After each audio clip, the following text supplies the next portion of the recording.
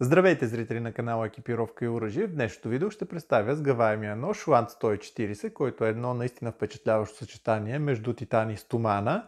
Използвам възможността да благодаря на Виктор Господинов за възможността да представя на абонатите си този наистина страхотен нож. Първото впечатление, когато този нож бъде взет в ръка, е за един така масивен, здрав и удивително лек за размерите си сгъваем нож. За любителите на мерки и теглилки уточнявам, че теглото му е само 145 грама. И тези 145 грама са при обща дължина от 232 мм и едни честни 10 см острие. А самото острие е с безупречно равномерно машинно скосяване, което съвсем не е очудващо, доколкото Land е бренд на SRM или по наразбираем език Sanrenmo и се прави на машините на този голям производител на ножове, който така прави всъщност на ишлеме и доста така известни марки. Производителят заявява стомана на острието VG10, което е отбелязано видно и от надписа. Като странно поне за мен, никъде не се сочи каква е твърдостта на закаляване, а това е нещо не характерно за ножовете правени от Sanrenmo. Обикновено това фигурира в описанията. Повърхностната обработка на самото острие е така напречен сатин, който е много добре и равномерно нанесен.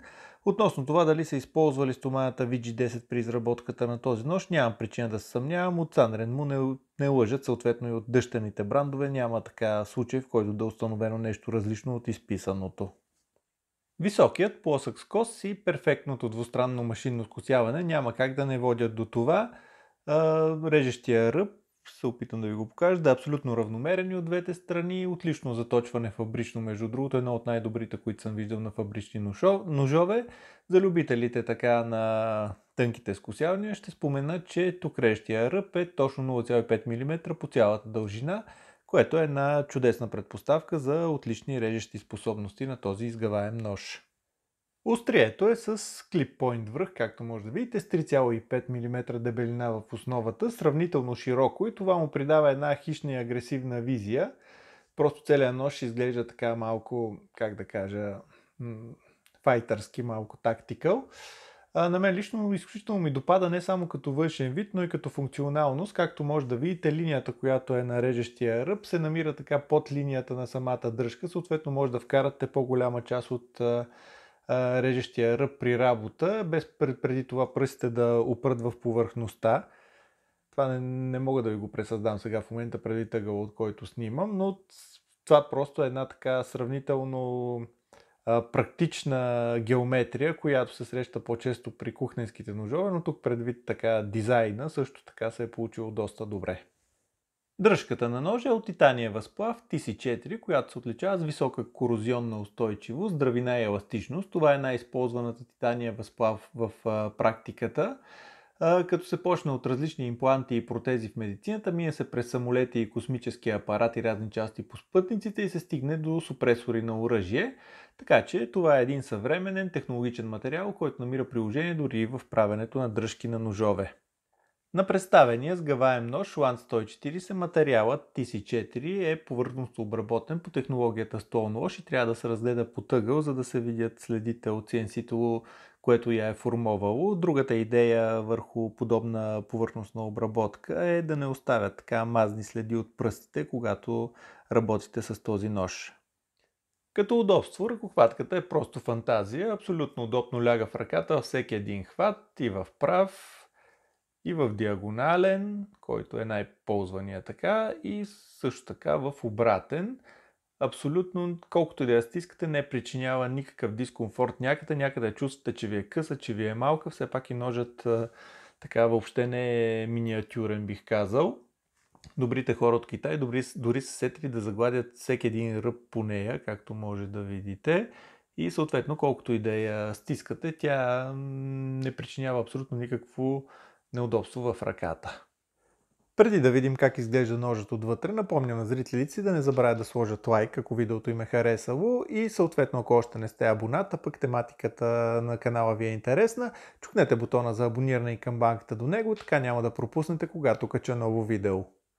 Така изглежда ножът в разглобено състояние. Интересното при разглобяването е, че всички болчета са с торкс номер 8, т.е. не се сменят някои инструмента и разглобяването е изключително лесно и бързо. Това, което не очаквах обаче, са ето тези ролкови лагери, които обаче са капсуловани и контактуват само от едната страна с острието, докато контакта с чирените, ето с тази гладка задна част, ето тук, ето по този начин. Това е лесно обяснимо, доколкото стоманата на ролките е значително по-твърда от титана и би го изяла доста бързо. За пръв път виждам подобно решение в нож, но мога да кажа, че е абсолютно логично и оправдано да е така. Острието е спресован стоп пин ето тук, съответно движи се в ето тези улеи, които са издълбани в самите чирени и при стигането в ето крайно горно положение, съответно се стопира хода му. На челото, на лошчето на фреймлока, съответно има стоманена вставка, отново по причина да не контактува направо с титана стоманата на острието и съответно има дори изработен стопер, ето това тук стърчащо, което пречи съответно при силно натискане при отключване, за да подмине границите на чирена. Отвътре следите на CNC-то ясно си личат, може да ги видите, не са си дали много зор да ги загладят, да ги коригират. Така малко грубоватко е оставено, но предвид ценовия клас на този нож не бих казал, че е болка за умиране. Вижда се, че са го олекотили на максимума, който е бил възможен. Пропуснах да спомена, че лагерите са с силиконова смазка и цялостната изработка на отделните елементи е много добра, което води до това така да има една забележителна механика на ножа при отваряне и затваряне, което мисля, че вече видяхте. Относно заключването, контактната повърхност е доста голяма, от порядъка на 5-6 мм, което е доста добро постижение предвид заключването на ножи. Е много по-добре, да кажем, на други ножове с фреймлок или с линерлок и някакви опасения, особени относно сигурността на заключването, не би трябвало да има. Понеже стана въпрос за заключването, можете да видите, че лошчето на фреймлока захапва сигурно и дълбоко петата на острието на поне половината от ширината му. Това, което много хора не оценяват в това заключване е, че практически докато стискате дръжката, вероятността то да изпусне силно клони към 0 по проста причина, че стискащата ръка съответно осъществява натиск ето в тази посока, която е към заключването и съответно няма как да се освободи острието. Китайските дизайнери съответно са отчели, че за по-удобното отключване след да се направи така малко по-дълбок изрез в единия чирен спрямо този, който е с заключването и съответно са направили фаска на ръба на фреймлока, която да не създава неудобство при отключването. Съответно тук се получи една по-широка повърхност, която да позволява да бутате така и да не се получава ръб, който съответно да причинява дискомфорт. Това е нещо, което така доста американски фирми все още не са се сетили за него. За малко да пропусна да обсъдя клипса на ножа, който също е изработен от титан с възможност за ляво и дясно носене с острието нагоре. Съответно, монтирането става в ето тези гнезда от двете страни. Има възможност само за носене, както споменах, с острието нагоре, няма възможност с острието надолу, както някои хора предпочитат. Клипсът е така, бих казал, нормално стегнат, позволява лесно слагане и сваляне от панталоните.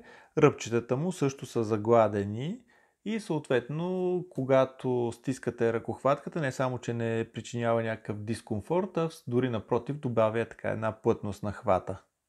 Механиката на ножа е безупречна като за флипер. Острието съответно се изстрелва до край всеки път.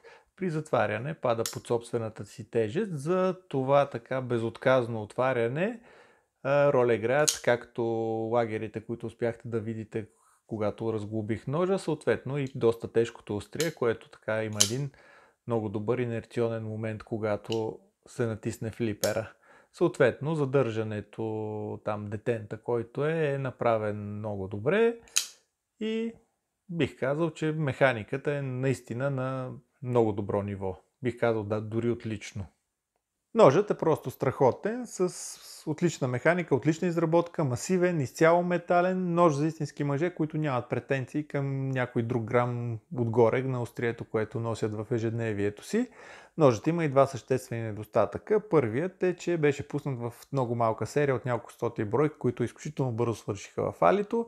И вторият му недостатък е, че не е мой. Не пропускайте да гледате и другите им представяния на сгъваеми ножове в канала, а ако още не сте го направили, присъединете се към страницата Екипировка и оръжие във Facebook, където първи качвам новите си видеа. Линк към нея ще откриете в описанието под видеото. Бъдете здрави и до скоро виждане!